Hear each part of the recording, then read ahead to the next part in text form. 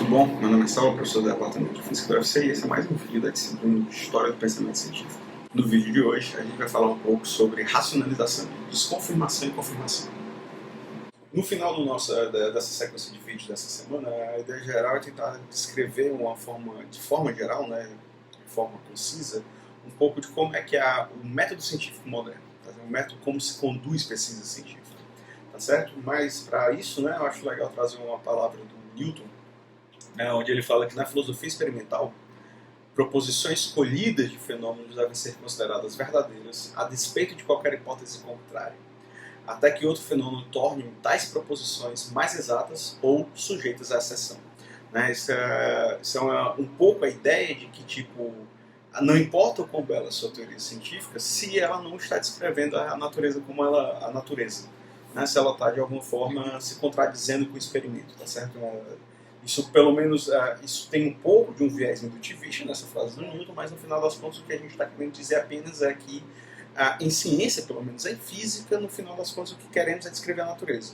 Nossas teorias devem estar sempre sujeitas à verificação experimental.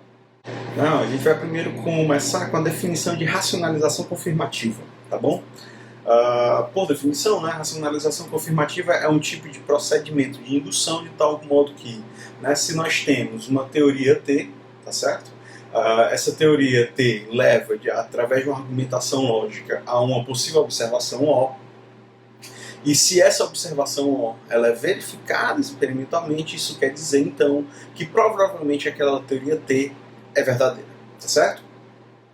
Essa forma de argumentação, da racionalização confirmativa, ela é um exemplo claro de inferência indutiva, tá bom? Através dela, a gente pode mostrar que uma determinada proposição, uma determinada teoria, ela é verdadeira.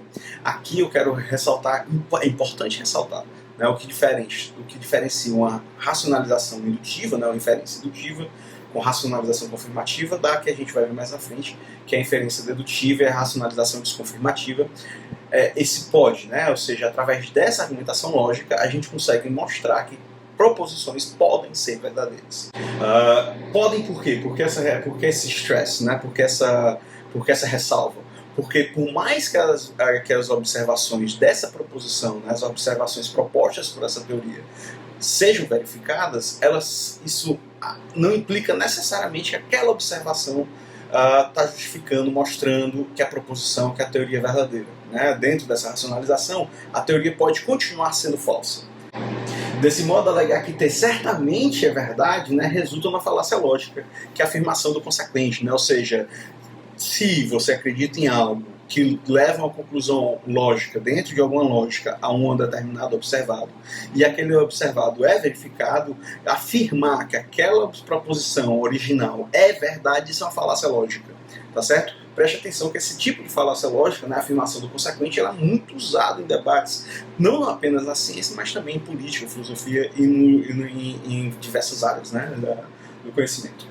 Aí aqui eu dou um exemplo, eu trago um exemplo de inferência indutiva, tá bom? E primeiro, ela foi escolhida um pouco a força, porque ela vai de encontro ao que a maioria dos físicos hoje acreditam, então é para mostrar exatamente que uma sequência de teorias, uma sequência de proposições que logicamente levam a conclusões verificadas não necessariamente são corretas. Tá bom? Então vamos lá.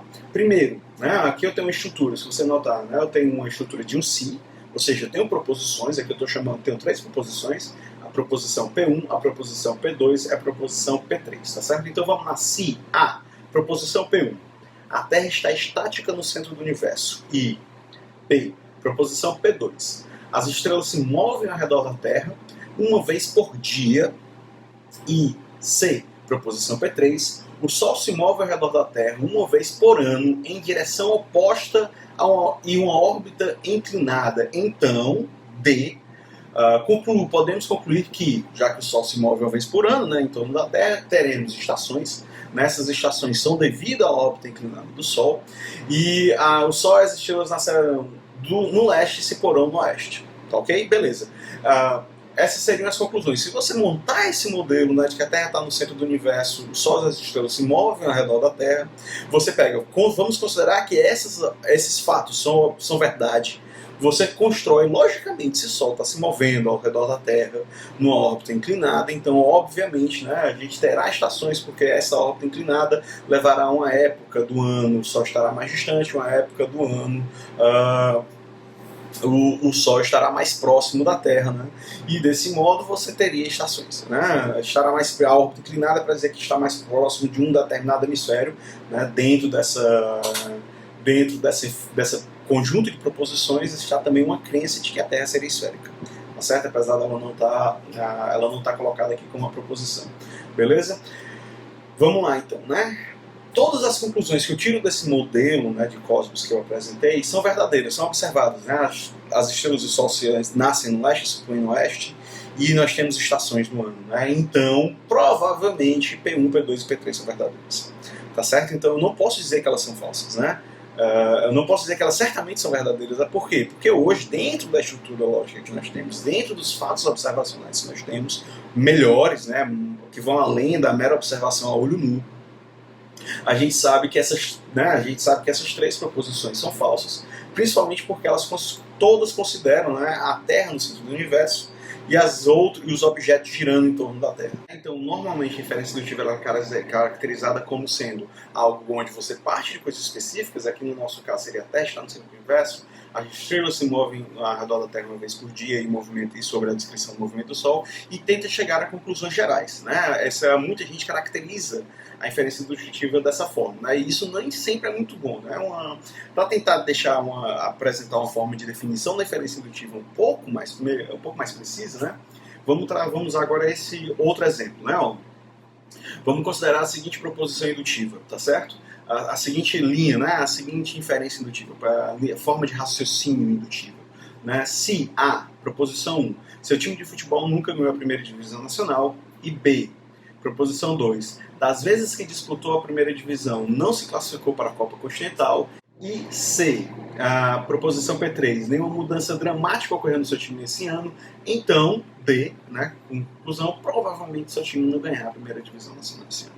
Tá certo? Uma boa forma de caracterizar a inferência indutiva é de que, apesar de você possuir, né, proposições verdadeiras, não necessariamente a lógica indutiva garante que suas observações as suas conclusões serão verdadeiras. Né? Por exemplo, né, aqui, por mais que você acredite que sim, é muito provável que o seu time de futebol, que não tem uma grande tradição no campeonato, na primeira divisão do campeonato nacional, nunca ganhou o campeonato, é muito provável que ele nunca ganhe, mas ainda é possível que ele um dia ele ganhe. Né? E isso de fato ocorreu, raramente ocorreu no Brasil, mas, por exemplo, na primeira divisão inglesa, né, na Premier League, você tem o Leicester City, né, que tradicionalmente nunca ganhou. Aqui embaixo eu trago um gráfico mostrando a posição desse time ao longo dos anos.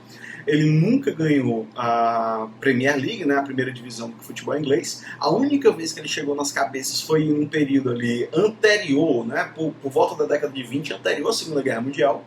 Né? Depois da Segunda Guerra Mundial, ele passou alguns anos, né, na segunda divisão do campeonato inglês, que seria a segunda divisão do campeonato inglês. Contudo, ele ganhou o campeonato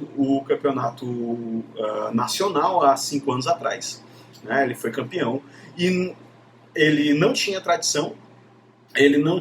Normalmente ele não estava entre os primeiros, os líderes, né? Você pode ver até que nesse ano em que ele chega lá, né, que a curvinha toca aqui em cima, poucos anos antes ele vinha da segunda divisão e ele rapidamente chegou a ser campeão nacional. Né? Nada aconteceu de diferente nesse time. Nenhuma mudança radical nos últimos anos tinha acontecido. O que aconteceu, o que permitiu que ele fosse campeão era independente dele. Né? Foi porque os outros times ingleses, né, estavam muito ocupados com outros campeonatos, né, com as duas Copas da Inglaterra. Né, a Inglaterra, além do campeonato, possui 2 Copas, que seria o equivalente no Brasil à Copa do Brasil, sem falar que os times ingleses também estavam preocupados com a Copa da Europa, o equivalente à Copa Sul-Americana aqui no Brasil, e com a Champions League, que seria o equivalente à Copa Libertadores da América. Né, ou seja, como os outros times estavam muito ocupados, acabou dando espaço para que um time que nunca tinha sido campeão inglês fosse campeão.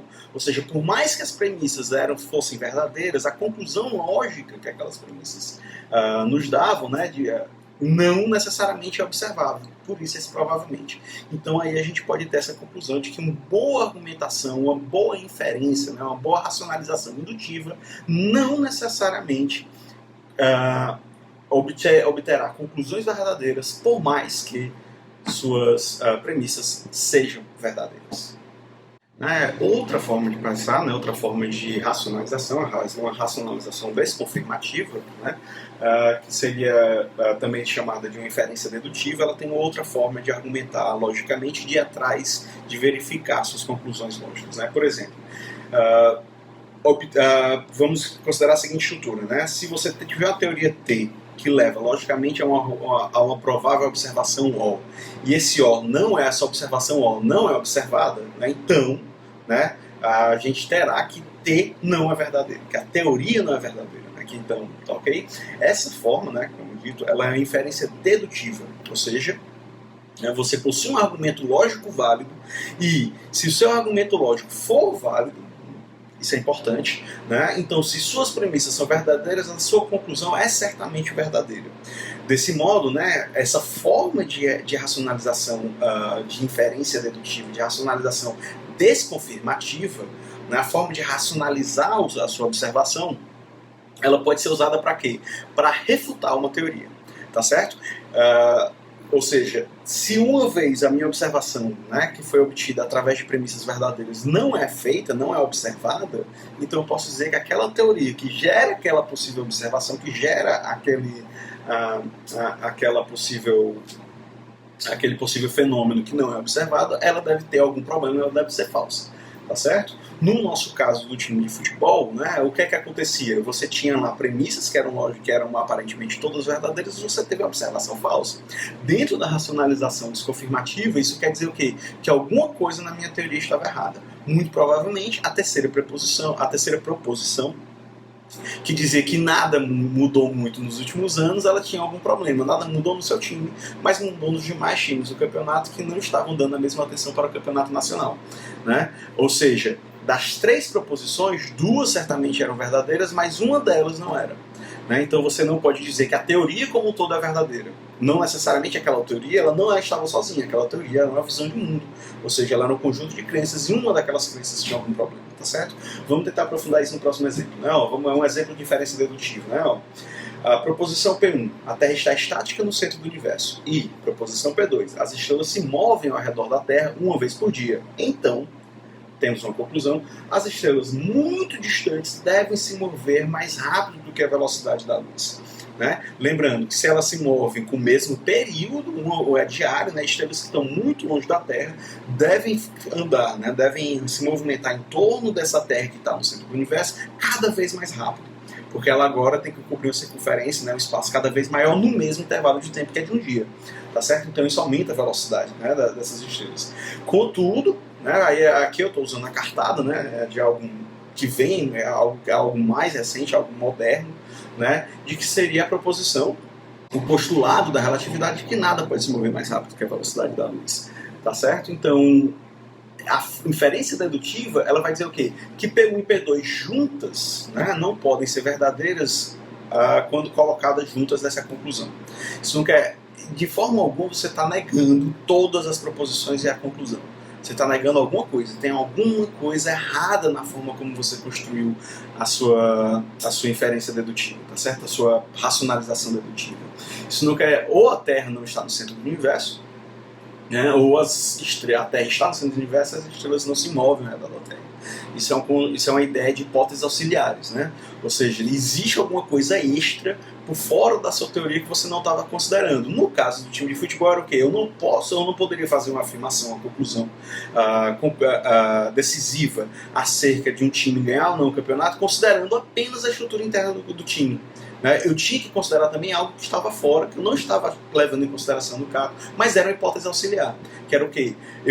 Quando trato o time como um todo, eu também estava considerando que os outros times iriam levar o campeonato inglês, né, naquele nosso exemplo, com tanta preocupação quanto nos anos anteriores. Naquele ano em particular, acabou não sendo verdade, e aquela hipótese auxiliar que estava em volta da minha teoria não estava sendo levada em consideração ela acabou fazendo com que toda a racionalização lógica na qual eu chegava para ter aquela conclusão se mostrava errada. E aí, para de alguma forma tentar sintetizar o que seria esse método científico, os positivistas alegam que uma teoria científica pode ser expressa formalmente numa linguagem lógica, matemática, ou seja, essa estrutura de proposições, conjunto de proposições e conclusões lógicas, tá certo? Isso é clássico, isso vem do Aristóteles, por exemplo. O Aristóteles constrói toda a sua teoria de física, não só de física, mas da argumentação filosófica, acerca de todos os seus tópicos, através de silogismos, ou seja, um silogismo para Aristóteles eram duas afirmações que poderiam levar a uma conclusão lógica. Para poder ter uma outra afirmação, pegaria aquela conclusão lógica, duas afirmações, duas verdades, no caso do Aristóteles, que levam à conclusão lógica. Aquela nova conclusão, por conta do silogismo de Aristóteles, seria uma verdade. Eu adiciono uma nova verdade, tenho duas novas verdades, duas novas afirmações que me levam à conclusão lógica, ou seja, um novo silogismo. E o Aristóteles criava toda a sua argumentação, não só da sua filosofia, mas também da sua física, através de silogismos, tá certo? Isso se mantém até hoje, ou seja, de forma geral, teorias científicas são formalmente representadas em argumentações lógicas, tá certo? Explicações científicas tornam-se, portanto, deduções formais de fenômenos observáveis a partir de leis fundamentais. Ou seja, se a gente for prestar atenção, o que é que significa isso? Significa que você parte agora de verdades fundamentais, leis fundamentais. No caso de Newton, seriam as 3 leis de Newton. No caso da relatividade, seriam os postulados da relatividade. No caso da mecânica quântica, os postulados da mecânica quântica. Você parte dessas leis fundamentais e sobre essas leis você constrói uma dedução formal, a partir da lógica matemática da descrição dos fenômenos, tá certo? E assim você tem um método hipotético dedutivo, que é uma proposição de uma teoria, você propõe uma teoria, um resultado observacional daquela teoria é proposto, um experimento de teste é projetado e a teoria é testada por experimentação. E aí você tem agora a observação daquela sua teoria, do seu experimento testado. Se a teoria passa no teste experimental, então ela pode estar correta. Tá certo? Porque pode estar correta, porque através de um raciocínio de dedução indutiva, você não pode garantir que toda a sua teoria está correta. Você pode apenas dizer que ela provavelmente está correta. Tá certo? Se a teoria não passa no teste, então ela deve estar errada, porque através de um raciocínio dedutivo, se a sua lógica está correta, suas premissas são corretas, a sua conclusão deve ser verdadeira. Se a conclusão não é verdadeira, significa que você tem algum problema, seja com a lógica com a qual você desenvolveu as suas premissas, ou com algum problema com uma das suas premissas, ou então algo fora que não foi levado em consideração, alguma hipótese auxiliar que você sequer pensou que ela poderia afetar o seu problema. Por exemplo, para a mecânica clássica, você tinha uma hipótese auxiliar que não estava sendo considerada, que era o quê? O absolutismo do espaço e do tempo, tá certo? Era uma hipótese auxiliar que sequer estava sendo levada em consideração. Então, não necessariamente as suas premissas são falsas. Talvez você tenha alguma outra coisa que você possa jogar fora para derrubar uma teoria ou não, tá bom? Obrigado, até o próximo vídeo.